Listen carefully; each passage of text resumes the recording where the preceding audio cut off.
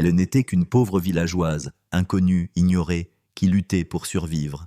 Mais un après-midi ordinaire, alors qu'elle rentrait du marché, elle prit une décision qui allait changer son destin à jamais. Elle s'arrêta pour aider une vieille femme seule qui portait du bois de chauffage. Elle ne savait pas que tout le village la craignait, elle ne savait pas que les gens murmuraient qu'elle était maudite, elle ne savait pas que cette fragile inconnue détenait un secret suffisamment important pour transformer sa vie. Ce qui s'est passé ensuite vous choquera et vous inspirera. Avant de commencer, n'hésitez pas à aimer, commenter, partager et vous abonner pour ne jamais manquer nos histoires émouvantes qui changent la vie. Plongeons-nous dans l'histoire. Les premiers rayons de l'aube se glissaient doucement sur le village d'Umuaka, projetant une douce lueur dorée sur les chemins de terre rouge et les maisons de boue éparpillées qui parsemaient le paysage comme d'anciens gardiens. Le matin était encore jeune. Les coqs chantaient dans plusieurs cours. Les feuilles de palmier se balançaient paresseusement au-dessus des toits et la fumée s'élevait des premiers feux de cuisine. Mais dans une petite cour modeste près de la lisière du village, une jeune fille était déjà réveillée bien avant le soleil. Elle s'appelait Esther. Elle se déplaçait silencieusement, mais avec détermination, ses pieds nus effleurant le sol frais, tandis qu'elle balayait la petite pièce qu'elle partageait avec sa mère et son jeune frère. Bien que la pauvreté enveloppât leur vie comme une ombre tenace, Esther avait appris depuis longtemps qu'une maison propre apportait la paix, même lorsque le confort était rare.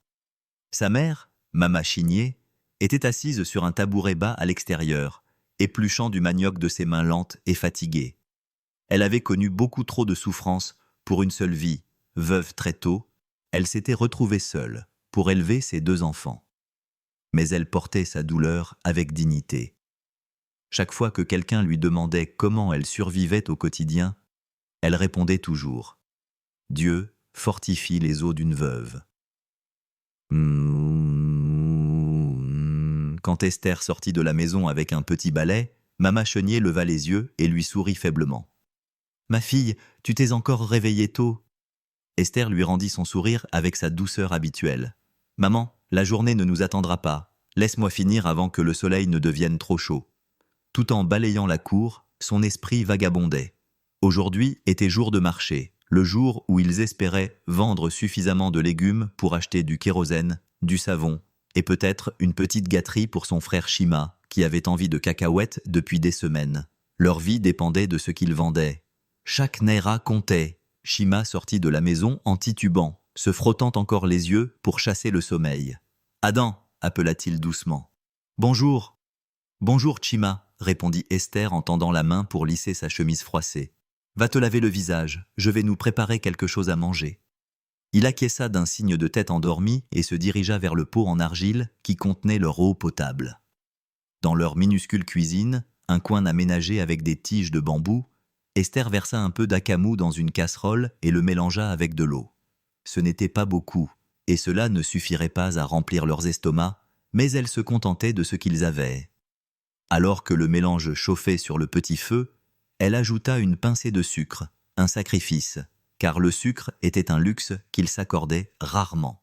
« Tiens, dit-elle en tendant un bol à sa mère, « mange avant de continuer à travailler. » Mama Chinari secoua la tête. « Non, ma fille, c'est toi et Shima qui devez manger. Vous avez besoin de forces pour le marché. »« Maman, s'il te plaît, » insista Esther en poussant doucement le bol vers elle. « Si tu ne manges pas, comment vas-tu tenir le coup aujourd'hui ?» Sa mère finit par accepter, mais elle ne prit que quelques cuillerées avant de repousser le bol vers Esther. Après avoir mangé, Esther commença à cueillir des légumes dans le jardin derrière leur maison. Des feuilles d'ugu fraîches, des tomates mûres, des poivrons frais, des gombos et quelques bouquets de feuilles parfumées. Elle les rinça dans une bassine, puis les rangea soigneusement dans un panier tressé. Shima la regardait avec des yeux écarquillés et admiratifs. « Un jour, je gagnerai de l'argent et je te construirai un grand magasin, » dit-il fièrement. Elle rit doucement et lui caressa la joue. « Et je serai fier de toi, mon frère. »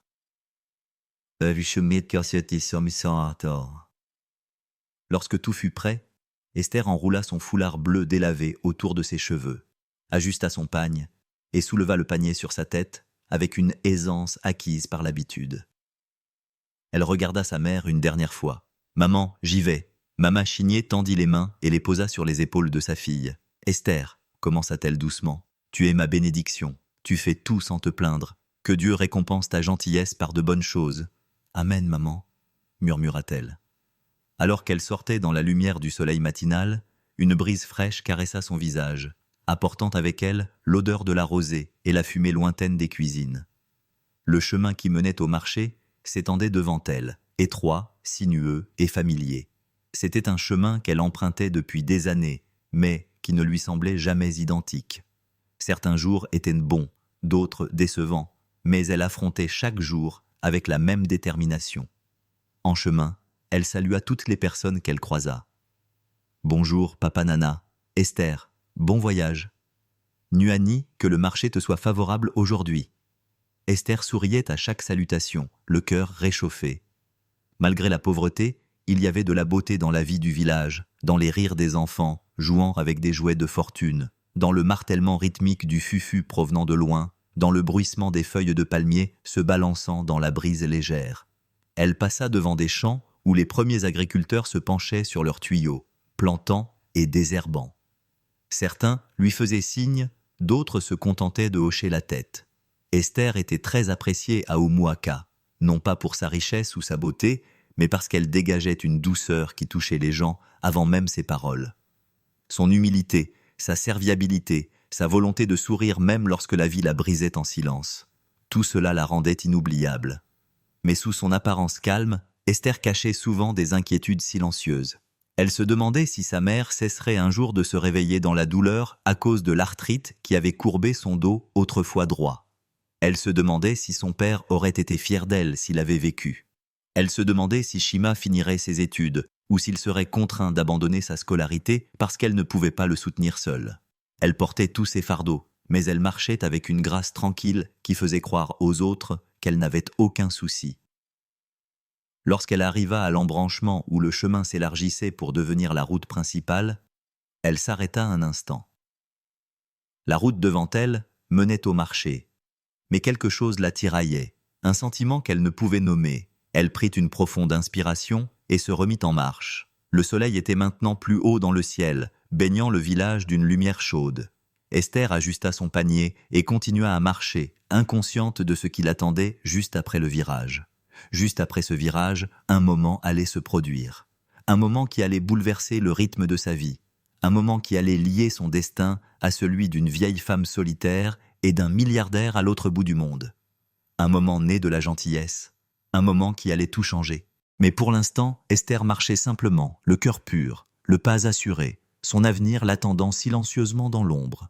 Le soleil était maintenant plus haut dans le ciel, réchauffant la route de terre rouge qui menait au marché. Esther marchait d'un pas assuré, son panier gracieusement en équilibre sur la tête.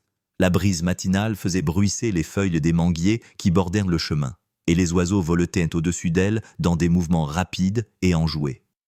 Le village était complètement réveillé, les agriculteurs s'appelaient les uns les autres, les femmes se dirigeaient vers le ruisseau, les enfants couraient avec des boîtes de conserve attachées à des ficelles. Esther saluait tous ceux qu'elle croisait, le sourire radieux, même si son esprit était occupé par les pensées de la journée. Les jours de marché étaient imprévisibles. Parfois, elle vendait tout. Parfois, elle rentrait chez elle avec près de la moitié de ses marchandises encore dans son panier. Mais elle gardait toujours espoir, croyant que chaque jour apportait son lot de bénédictions.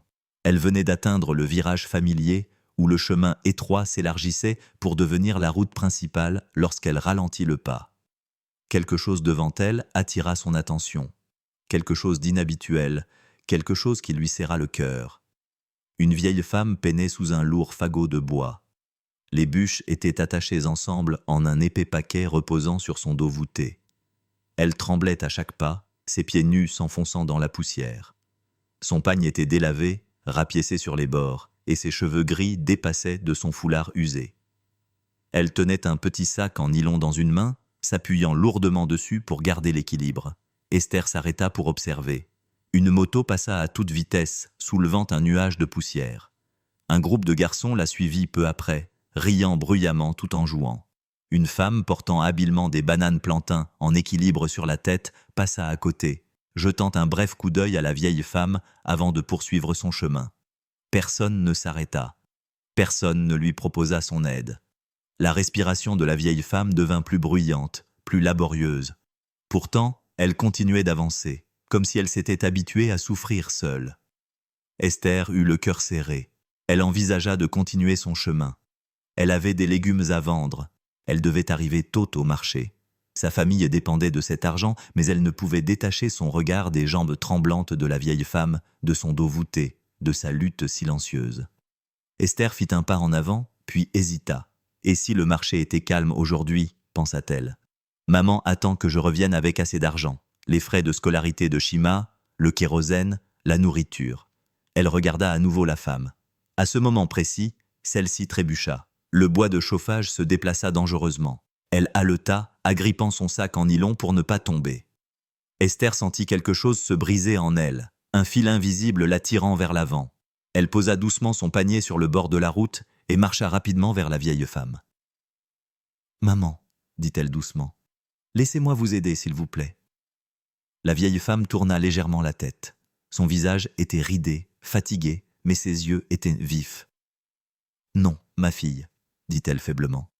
Ne t'inquiète pas, je peux m'en sortir. Tu vas au marché. Continue. Je ne veux pas te déranger. Esther secoua la tête. Maman, tu es fatiguée. Cette charge est trop lourde. Laisse-moi faire, s'il te plaît. La femme cligna des yeux, toujours confuse, toujours hésitante. Les gens ne s'arrêtent pas pour moi, murmura-t-elle.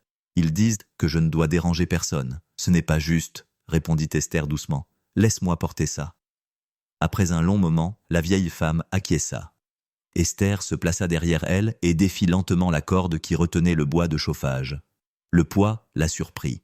C'était plus lourd qu'elle ne l'avait imaginé, rugueux et irrégulier.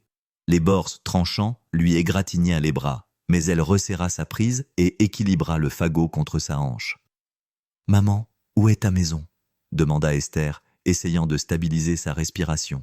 « Pas loin, » répondit la vieille femme. « Suis-moi. » Elles marchèrent lentement sur un chemin étroit qui bifurquait de la route principale. Les hautes herbes effleuraient les jambes d'Esther tandis qu'elle déplaçait le bois de chauffage sur sa tête. Le chemin serpentait entre des bananiers et de petites fermes jusqu'à déboucher sur une clairière isolée. Là, seule, se trouvait une petite maison en torchis. Les murs étaient fissurés. Le toit en zinc s'affaissait légèrement. Aucun enfant ne jouait dans la cour. Aucune voix de voisin ne résonnait à proximité. Seul le silence régnait. Esther déglutit. « Tu vis ici ?» demanda-t-elle doucement. « Oui, » répondit la vieille femme. « Mets le bois derrière la maison, là où je cuisine. » Esther porta le chargement sur le côté et le posa délicatement sur le sol près du foyer en pierre. Elle étira ses bras, grimaçant à cause des égratignures qui la piquaient, puis retourna devant la maison. La vieille femme la regardait avec une expression qu'Esther ne parvenait pas à déchiffrer, un mélange de gratitude et d'incrédulité. « Tu es gentille, » dit la femme doucement. « Très gentille.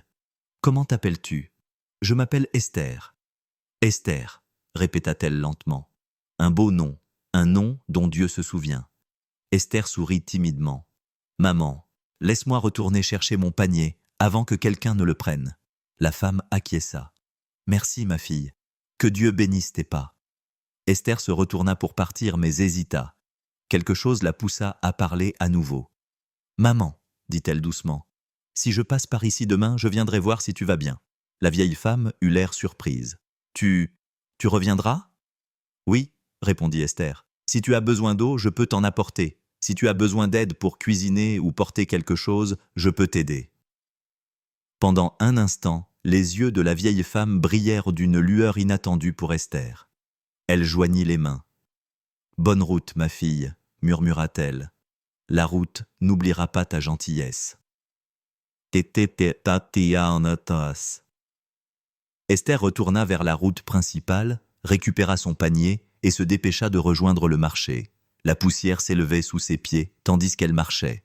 Elle ne savait pas que les gens allaient parler. Elle ne savait pas que sa gentillesse allait susciter des murmures et des rumeurs. Elle ne savait pas que cet instant l'avait déjà intégrée dans une histoire plus ancienne qu'elle ne l'imaginait. Tout ce qu'elle savait, c'est qu'elle ne pouvait pas passer à côté de quelqu'un qui souffrait.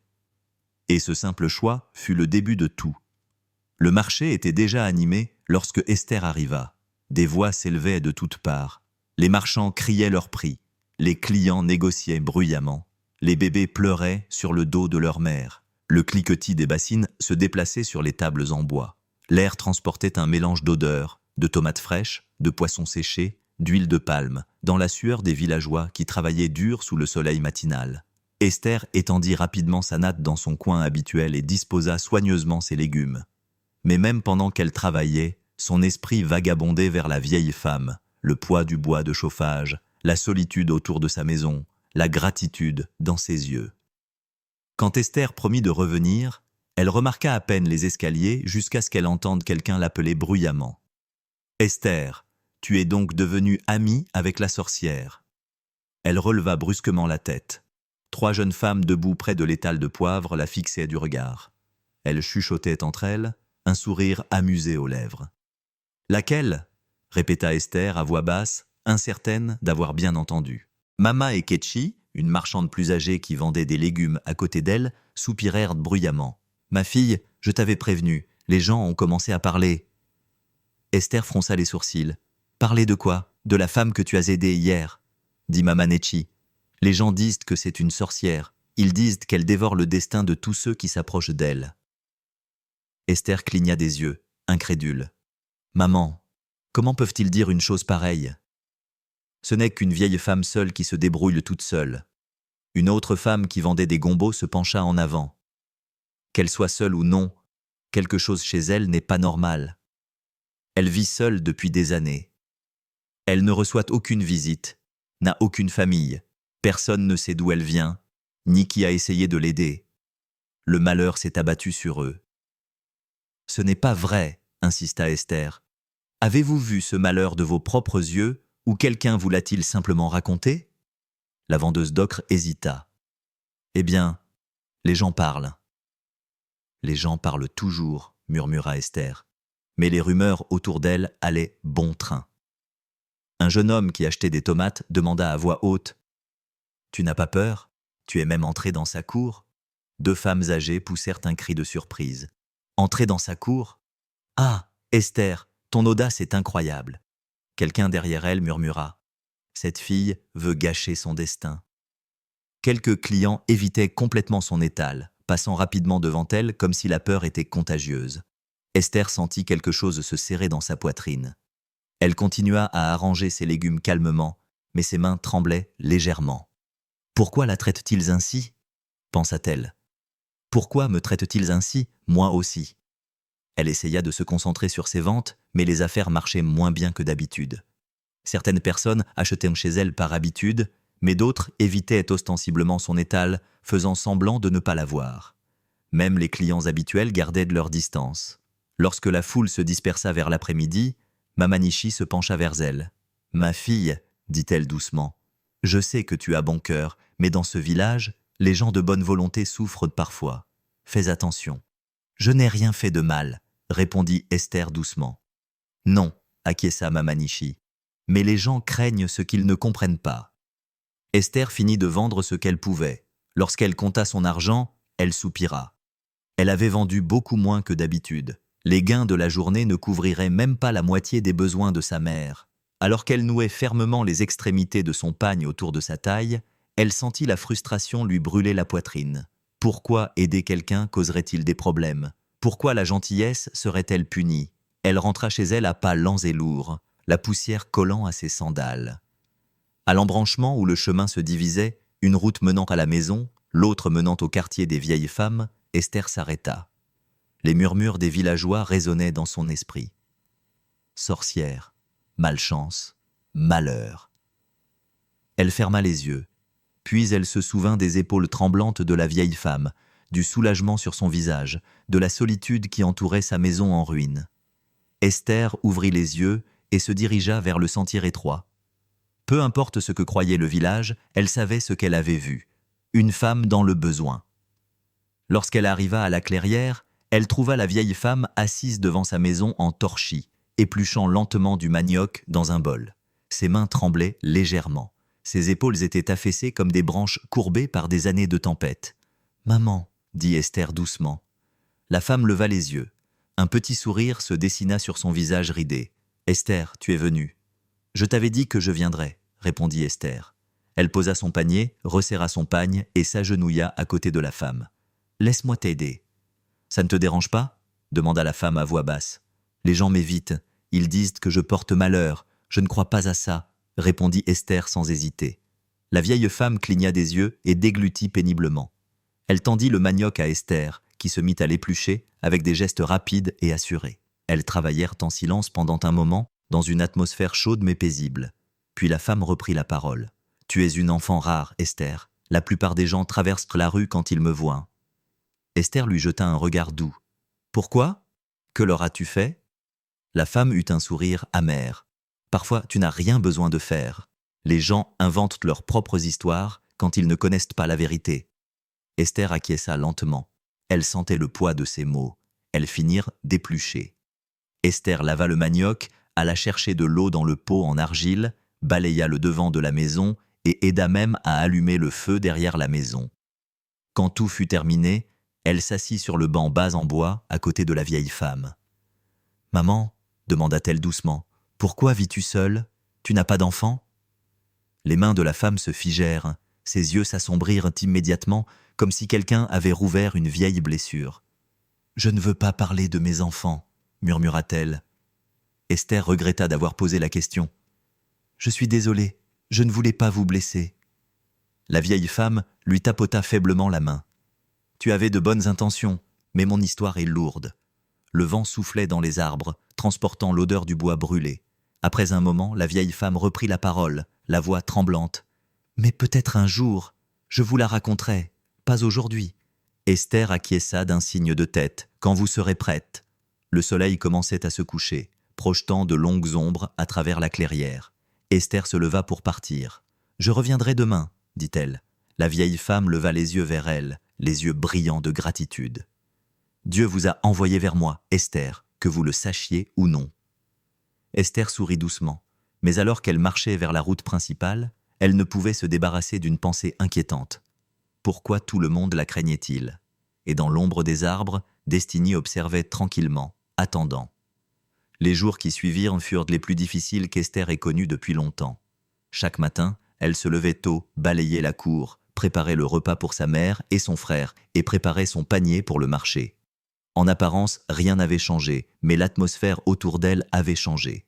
Les regards la suivaient avec plus d'intensité. Des chuchotements s'élevaient derrière elle. Les conversations s'interrompaient chaque fois qu'elle passait. Le premier signe apparut lorsqu'elle arriva à son emplacement habituel. Deux femmes, qui la saluaient normalement joyeusement, changèrent de place pour éviter de s'asseoir près d'elle. L'une d'elles déplaça même complètement sa bassine, marmonnant quelque chose à propos de malchance. Esther fit semblant de ne pas entendre, mais ces mots s'enfoncèrent profondément dans son cœur comme des épines cachées. En moins d'une heure, la rumeur se répandit. « Cette fille rend visite à la sorcière tous les jours maintenant, » dit quelqu'un à l'étal de Gary. « Moi, je n'achèterai plus jamais de légumes chez elle, » déclara une autre femme à voix haute. « Les enfants, ne vous approchez pas de son étal, » avertit une femme âgée en éloignant sa petite fille. Esther resta assise en silence, ses mains rangeant soigneusement les tomates qu'elle savait que beaucoup de gens n'achèteraient plus. Elle garda un visage impassible, même si elle avait la poitrine serrée. Ce n'était pas le manque de vente qui lui faisait le plus mal. C'était la façon dont tout le monde la traitait désormais, comme si elle était quelque chose à craindre. Une jeune femme s'approcha pour acheter des poivrons, mais hésita lorsqu'elle vit Esther. « Ah, c'est toi ?» murmura-t-elle. « Désolée, je vais acheter de l'autre côté. » Esther ressentit ce rejet comme une gifle. Elle déglutit péniblement et continua à arranger ses marchandises. « Je n'ai rien fait de mal, » se murmura-t-elle. « J'ai seulement aidé quelqu'un qui avait besoin d'aide. » Mama et Kshi, qui observaient en silence depuis un moment, finirent par se rapprocher d'elle. « Ma fille, ne laisse pas leurs paroles troubler ton esprit, » dit-elle doucement. « Les gens craignent ce qu'ils ne comprennent pas. Parfois, les bonnes personnes souffrent pour avoir fait le bien. » Esther esquissa un sourire forcé. « Maman, pourquoi la traite-t-il ainsi? Ce n'est qu'une vieille femme qui vit seule. » Maman Nixchi poussa un profond soupir. La peur peut transformer même les cœurs les plus doux en pierre. Une fois qu'une rumeur commence à circuler, la vérité devient trop faible pour la combattre. Les clients continuaient à l'éviter, et lorsque le soleil atteignit son zénith, elle n'avait vendu qu'un quart de ses légumes. Normalement, à midi, son panier était presque vide. Aujourd'hui, son porte-monnaie ne contenait que quelques billets de Naira froissés. « Que Dieu m'aide » murmura-t-elle doucement. Quand vint le moment de remballer, ses pas étaient plus lents. Chaque mouvement lui semblait plus lourd que le précédent. Elle noua fermement son pagne, souleva son panier à moitié plein et se mit en route vers sa maison. Mais à l'embranchement où la route se divisait, elle s'arrêta. Le chemin de gauche menait à la maison. Le chemin de droite menait à Mama Grace. Les avertissements des villageois résonnaient dans son esprit, mais l'image de la vieille femme, seule, frêle, reconnaissante, résonnait plus fort. Esther ferma les yeux un instant, puis tourna à droite. Lorsqu'elle arriva à la clairière, elle entendit une toux derrière la maison entorchie. Elle se précipita vers le bruit. Mama Grace était penchée en avant, luttant pour respirer après avoir essayé de couper du bois. « Maman !» se précipita Esther, « vous ne devriez pas faire ça !» La vieille femme essaya de se redresser. « Je ne pensais pas que tu viendrais aujourd'hui. »« Je t'avais dit que je viendrais », répondit Esther en l'aidant à s'asseoir sur un tabouret en bois. Mama Grace sourit faiblement, les yeux remplis d'une douceur particulière. « Les gens ne tiennent plus leurs promesses envers moi. Toi, tu es différente. » Esther posa son panier et commença immédiatement à ranger les morceaux de bois éparpillés. Elle balaya la cuisine, alla chercher de l'eau dans le pot en argile et lava les assiettes de la vieille femme. Tout en travaillant, elle sentit une étrange paix l'envahir. Malgré la cruauté du village, cet endroit l'apaisait. Lorsqu'elle revint s'asseoir à côté de Mama Grace, la vieille femme la regarda en silence pendant un long moment. « Esther, dit-elle doucement, les gens te causent-ils des ennuis à cause de moi ?» Esther baissa les yeux et se rongea les ongles. « Ils parlent trop, ils disent des choses sur toi, et parce que je viens ici, ils disent aussi des choses sur moi. » Mama Grace baissa la tête. « Je suis désolée, tu ne devrais pas souffrir parce que tu me connais. Tu n'as rien fait de mal, » répondit rapidement Esther. « Les gens ne te comprennent tout simplement pas. » Les yeux de la vieille femme brillèrent. « Mais tu ne me demandes jamais pourquoi je vis seule. Tu ne me demandes jamais pourquoi tout le monde m'évite. »« Je te l'ai demandé une fois, » admit Esther doucement. « Mais tu as dit que c'était une histoire difficile, et je ne voulais pas rouvrir de blessures. » Mama Grace essuya discrètement une larme. « Tu as une âme douce, ma fille. Une âme comme la tienne est rare dans ce monde. » Pendant un moment, le silence s'installa entre elles, seulement rompu par le bruissement des feuilles et l'écho lointain des oiseaux du soir. Puis, Mama Grace continua, la voix tremblante. « Les gens pensent que je suis une sorcière. Ils pensent que j'ai chassé mes enfants. Ils pensent que j'ai attiré des malédictions sur moi, mais rien de tout cela n'est vrai. » Esther écoutait en silence, le cœur déjà brisé par une histoire qu'elle n'avait pas encore entendue. « Je vivais autrefois dans un autre village, » dit la vieille femme, « un endroit plus grand, rempli de cœurs envieux. J'avais un fils, mon unique enfant. Il était brillant, gentil et déterminé à réussir. Il est parti étudier à l'étranger. Les gens se sont mis en colère. Ils pensaient que son succès signifiait que je leur avais pris quelque chose. »« Ils ont menti, » murmura Esther. « C'est vrai, » acquiesça Mama Grace. Et leurs mensonges se sont répandus comme une traînée de poudre. Lorsque mon fils est parti pour l'Amérique, le village s'était retourné contre moi. Je me suis enfui ici pour me protéger et l'attendre. J'attends depuis de nombreuses années. Esther eut la gorge serrée. « Maman, je suis vraiment désolée. » Mama Grace lui serra faiblement la main. « Tu es la première personne depuis longtemps à me considérer comme un être humain. » Le soleil descendait, projetant une douce lumière orange sur la clairière. Alors qu'Esther s'apprêtait à partir, Mama Grace la regarda avec une gratitude tremblante. « Tu es une enfant que Dieu m'a envoyée, » murmura-t-elle. « Ta gentillesse ne sera pas vaine. » Esther rentra chez elle, les larmes aux yeux. Et quelque part au fond de son âme, une petite voix lui murmura « Cette histoire est loin d'être terminée. »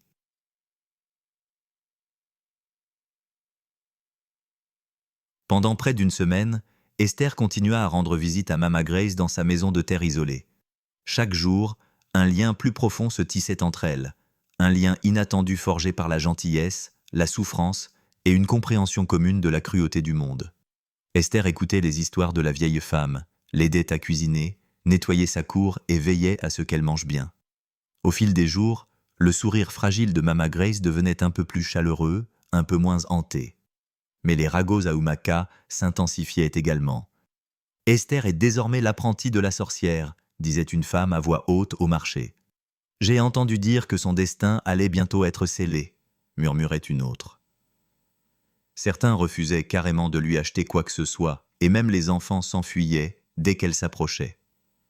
Cela la blessait plus qu'elle ne voulait l'admettre, mais à chaque fois, le doute s'insinuait dans son cœur.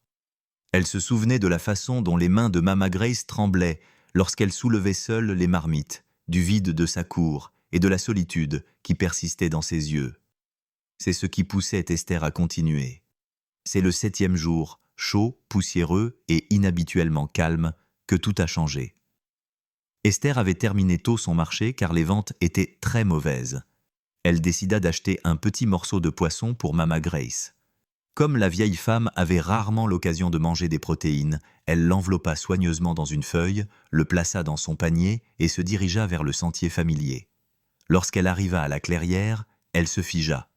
Un SUV noir, neuf, rutilant et bien trop cher pour un village comme Umaka était garé juste devant la maison en terre.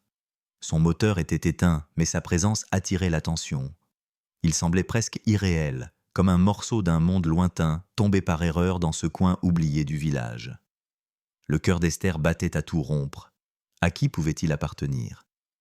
Avant qu'elle n'ait pu bouger, elle entendit des voix provenant de l'intérieur de la propriété. « Maman, maman, où es-tu » appela un homme d'un ton pressant. Sa voix était grave, ferme, et avait un accent qu'Esther n'avait jamais entendu auparavant, doux, raffiné et étranger. Elle fit un pas hésitant vers lui. La porte d'entrée de la maison en terre s'ouvrit et un homme grand et bien habillé apparut. Il avait une trentaine d'années, peut-être, avec une barbe bien taillée et des épaules larges. Il portait des chaussures de marque et une chemise ajustée. Sa montre-bracelet à elle seule pouvait nourrir 10 familles d'Umuaka pendant des mois. Toute sa présence respirait la richesse, la confiance et l'éducation. Mais ses yeux étaient remplis d'inquiétude. « Maman » appela-t-il à nouveau en s'avançant. À ce moment-là, Mama Grace apparut derrière la maison, s'essuyant les mains sur son pagne. Elle semblait stupéfaite, figée dans l'incrédulité. « Mon fils » murmura-t-elle. Le visage de l'homme s'illumina à la fois de soulagement et de chagrin. « Maman » Il se précipita vers elle et s'agenouilla, enlaçant son corps tremblant. Esther se tenait à distance, stupéfaite, ne sachant pas si elle devait bouger ou disparaître. « Maman, pourquoi ne m'as-tu rien dit ?» dit-il en s'écartant pour la regarder dans les yeux. « Pourquoi ne m'as-tu pas dit que tu vivais ainsi ?» Les yeux de Mama Grace se remplirent immédiatement de larmes. « Mon fils, j'ai attendu. Je t'ai attendu, mais je ne voulais pas être un fardeau, je ne voulais pas te retenir. » Il lui serra les mains, secouant la tête. « Un fardeau ? Maman, tu es ma mère. Personne ne peut te remplacer, personne. » Esther observait la scène en silence, la poitrine gonflée d'émotion.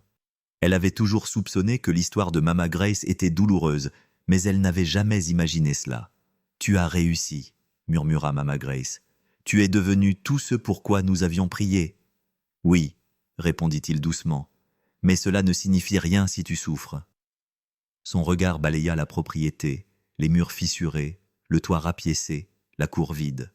« Qui t'a fait ça ?» demanda-t-il, la voix tendue. « Qui t'a abandonné ici ?» Mama Grace secoua la tête. « Les gens peuvent être cruels, mais Dieu m'a envoyé quelqu'un. » Elle se tourna lentement et désigna Esther. L'homme suivit son regard, leurs yeux se croisèrent. Pendant un instant, il se contenta de la fixer, d'abord avec confusion, puis avec surprise, et enfin avec quelque chose de plus doux. « Mama, qui est-elle » demanda-t-il doucement. Les lèvres de Mama Grace tremblaient d'émotion. La seule personne qui ait pris soin de moi depuis des années. La seule qui ne me voyait pas comme une sorcière, ni comme une malédiction, mais comme un être humain. Elle apportait du bois de chauffage dans cette enceinte. Elle cuisinait pour moi, nettoyait pour moi, s'asseyait avec moi, priait avec moi. Esther sentit ses joues s'échauffer. « Maman, s'il te plaît. » Mama Grace l'ignora. C'est l'enfant que Dieu a utilisé pour me maintenir en vie. L'homme se tourna alors complètement vers Esther, le regard profond et inquisiteur. Il s'approcha. « Merci, dit-il d'une voix calme mais émue. Je ne connais même pas votre nom, mais merci d'avoir sauvé ma mère. Elle s'appelle Esther, dit Mama Grace fièrement. Elle a un cœur pur. Esther baissa les yeux. Je n'ai fait que ce que n'importe qui aurait fait. Pas n'importe qui, répondit fermement l'homme. Personne d'autre ne l'a aidé. Vous l'avez fait. Le vent tourna, apportant un léger bruissement dans la clairière. Comment vous appelez-vous, monsieur ? Demanda finalement Esther. Il se redressa légèrement. Je m'appelle Daniel. Daniel Tchoukouma. Esther cligna des yeux. Ce nom, elle l'avait déjà entendu quelque part. Tchoukouma, un nom de famille puissant, une famille riche. Daniel lui sourit faiblement lorsqu'elle le reconnut. Oui, je suis le Daniel dont les gens parlent, celui qui est parti très jeune pour l'Amérique. Mes entreprises sont désormais aux États-Unis, en Europe et à Abuja. Je suis rentré chez moi parce que j'ai reçu une lettre m'annonçant que ma mère était peut-être morte. Mama Grace lui serra le bras, mais je suis en vie. Et elle, dit-il en désignant à nouveau Esther, est la raison pour laquelle j'ai survécu assez longtemps pour te voir revenir. Le regard de Daniel s'adoucit, devenant chaleureux, reconnaissant, quelque chose qu'Esther ne pouvait pas vraiment nommer. Il s'approcha d'elle. « Esther, dit-il doucement, tu ne le sais pas encore, mais tu as changé cette famille pour toujours. » Ces mots provoquèrent un étrange frémissement dans sa poitrine. Mama Grace sourit à travers ses larmes. « Mon fils, dit-elle en s'essuyant les yeux, c'est la fille que je t'avais dit que Dieu t'enverrait. » Daniel regarda à nouveau Esther, et cette fois, elle le vit clairement. Sa vie n'était plus la même. Les jours qui suivirent le retour de Daniel furent sans précédent dans le village du Maca. La nouvelle se répandit comme une traînée de poudre. La sorcière de la maison en terre n'était pas une sorcière, mais la mère d'un milliardaire. Ceux qui se moquaient autrefois de Mama Grace évitaient désormais sa propriété, honteux. Certains tentèrent eux-mêmes de lui rendre visite avec de faux sourires et des bols de nourriture, espérant réécrire leur histoire avec une gentillesse qu'ils ne lui avaient jamais offerte. Mais Mama Grace n'accepta rien de tout cela. « Mon cœur se souvient de ceux qui se sont tenus à mes côtés, dit-elle doucement, et de ceux qui se sont tenus à distance. » Esther lui rendait visite comme elle l'avait toujours fait, sans attente, sans crainte. Mais il y avait désormais une nouvelle présence dans la maison. Daniel avait engagé des ouvriers pour rénover l'ensemble de la propriété. En quelques jours, les murs fissurés furent réparés, le toit remplacé et la propriété transformée. Pourtant, même si la richesse entourait désormais la maison en terre, Daniel s'asseyait souvent dehors avec sa mère, écoutant ses histoires, rattrapant des années d'absence. Et Esther continuait à l'aider, même si Mama Grace insistait pour qu'elle se repose. Un soir, alors que le soleil peignait le ciel de nuances orange et dorées, Daniel s'approcha d'Esther qui balayait la cour. « Vous n'avez pas à faire cela, dit-il gentiment. Esther sourit. « Les vieilles habitudes ont la vie dure, monsieur. »« Appelez-moi Daniel, dit-il doucement. Elle rit légèrement, baissant les yeux. « D'accord, Daniel. Je vous ai observé ces derniers jours, commença-t-il. Vous êtes humble, travailleuse, et vous avez pris soin de la personne la plus importante de ma vie. » Esther secoua la tête. « Je n'ai rien fait de spécial. » Daniel s'approcha. « Vous avez fait tout ce qu'il y avait de spécial. Quand tout le monde l'a abandonnée, vous ne l'avez pas fait. Quand les autres se moquaient d'elle, vous l'avez réconfortée. Quand ils l'insultaient, vous lui avez donné à manger. Ma mère est en vie grâce à vous, et je ne pourrai jamais vous remercier assez. » Esther déglutit. « Votre mère compte beaucoup pour moi. Elle est tout pour moi, » dit Daniel doucement. « Et maintenant, toi aussi. » Son cœur fit un bond. Daniel expira profondément, comme pour se stabiliser. « Esther, tu ne le vois peut-être pas, mais ta gentillesse a changé nos vies à tous. Je ne veux plus quitter ce village. Pas sans toi. » Esther retint son souffle. « Sans moi ? » ?»« Oui, dit-il d'une voix ferme mais douce. Esther, je veux t'épouser. » Pendant un instant, le silence les enveloppa comme une couverture chaude. Esther le regarda, stupéfaite. Me marier avec un homme comme Daniel ? Cette idée lui semblait impossible, comme un rêve trop grand pour elle. « Mais je ne suis qu'une fille du village, » murmura-t-elle enfin. « Je n'ai rien, ni richesse, ni éducation.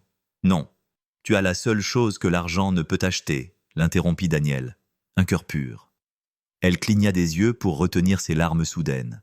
« Daniel, es-tu sûr ? Ne dis pas cela par gratitude. Ce n'est pas de la gratitude, dit-il fermement. C'est de l'amour, le véritable amour. Celui qui naît de l'admiration et du respect. À ce moment-là, la voix de Mama Grace flotta derrière eux. « Ma fille, pourquoi pleures-tu » Esther se retourna rapidement, essuyant ses joues. « Maman, dit-il, je lui ai demandé de m'épouser, dit Daniel fièrement. Mama Grace sourit d'un air entendu. J'ai prié pour que ce jour arrive. Dieu répond quand il le faut. Esther les regarda, bouleversée. Maman, tu es d'accord avec ça? Mama Grace lui prit doucement les mains. Mon fils est milliardaire, mais la richesse ne fait pas tout. Ton cœur est plus grand que la fortune. Tu m'as donné de l'amour alors que je n'avais rien. Tu m'as traité comme une mère. Pourquoi ne voudrais-je pas de toi comme belle-fille?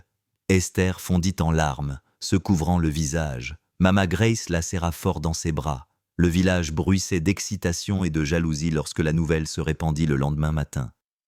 Certaines femmes murmuraient avec amertume « Comment Esther peut-elle être l'élue? Elle n'est personne. » Mais d'autres chuchotaient avec admiration « La gentillesse est vraiment récompensée. » En moins d'un mois, les préparatifs étaient en cours. Daniel insistait pour s'occuper de chaque détail. Un organisateur de mariage vint de la ville.